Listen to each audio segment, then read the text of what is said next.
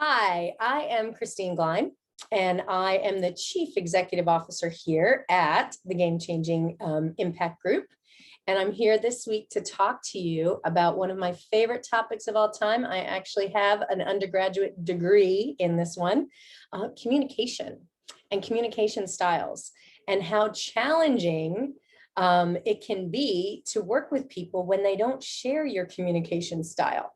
As a matter of fact, it's one of the number one greatest challenges for most people and most companies. They tend to have communication problems, whether it's overly communicating, under communicating, getting hit with Slack and email and chat and bombarded by every kind of communication you can think of. But what it boils down to is really knowing the four key communication styles and being able to, one, identify them, and two, be able to flex your communication style in order to make sure that your message is the best well received it can possibly be.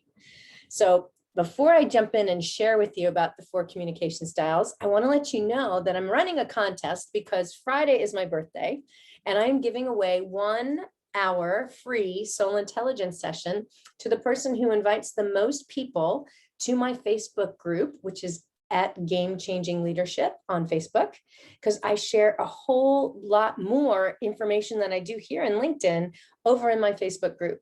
If you are interested, please first join the group if you haven't already. And again, it's at Game Changing Leadership.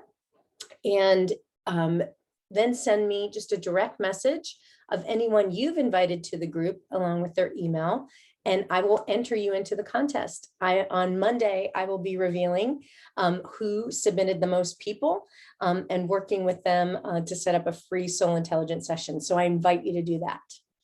All right, I am going to give you a very quick overview of the four communication styles. Hopefully you've been seeing other posts this week where I've used celebrities as examples so that you can help identify their communication style. And one of the things I always say, and I say it a lot, is it's not what you say most of the time, but how you say it that can make all the difference, right? It's people will always remember how you made them feel. Right? Maya Angelou, one of my favorites. So let's think about how we can bring this home. You know, I talk all about IQ all the time and the importance of that. I also talk about EQ, you know, and the emotions and your emotional intelligence. Ultimately, my mission is to get everyone to start from SQ, their soul intelligence, because when you're aligned with your mission, your vision, your values, and your purpose, you're intrinsically motivated and you feel like you're part of something bigger than yourself, the best version of you is the one that's present. And this is going to help you hopefully change your message so that you'll be dealing with the best version of the other person that's receiving the message. All right. So let's do it. There are four communication styles. The first one is highly dominant and highly social. They're called emotives. They are active and spontaneous, and they express their emotion with a lot of hand movements. Their speech is rapid. They take initiative. They're generally extroverted, and they're very open and direct when they're speaking with other people. And they like to encourage informality. Does that sound like anyone? Perhaps? Okay. So emotive for me is obviously very easy to define, and I'm sure it's pretty easy for you to identify too. Let's talk about directors. They are highly dominant, but low social. They tend to be very serious, and they come off sometimes as impersonal. They're more comfortable speaking than listening. They don't like to waste time, and they like to get directly to the point. They also like to have control. Like during work meetings, they may even try and take control of the agenda.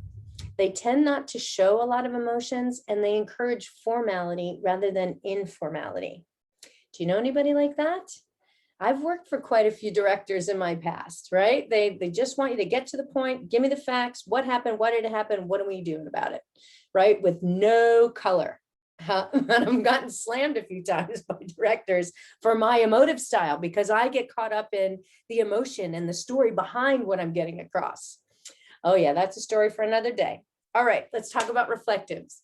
Low dominant and low social. They tend to control their emotions, right? They don't often open up about their feelings. They like structure, they like orderliness, they don't like unexpected plans or change.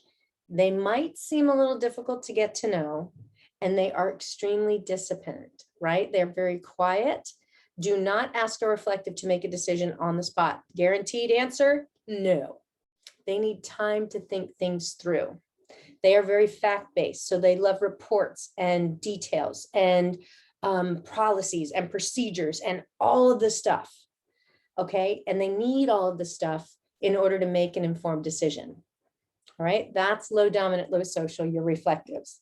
Now, the low dominant and highly social ones, they are what we call supportive. They are very good listeners, and they can appear shy and very reserved. They can easily express their emotions. They take time to make decisions as well, just like those reflectives, the other low dominant character.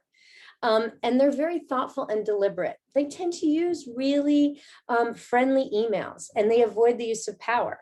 You know, they were the ones that would keep candy on their desk to get everybody to kind of come around and talk to them, sort of like the Dear Abby. So low dominant, but highly social.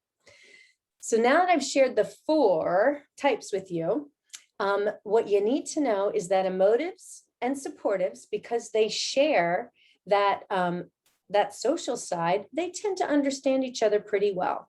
Same thing with directors. Directors are direct, and supportives, you know, they don't have that emotional content or intent in anything that they're saying. They also tend to get along pretty well. Where you start to have some clashes is when you've got people that aren't open to the emotional speech with people that have the emotional speech. You also have some friction with the high dominant versus the low dominant. And so one thing you need to know is that when someone's angry or really stressed out, they tend to go to their complete opposite style. So emotives will just clam up and not want to talk to anybody. You know, if an emotive is quiet, you're in big trouble. Another sign, I would be cleaning. Okay, got to do some kind of activity.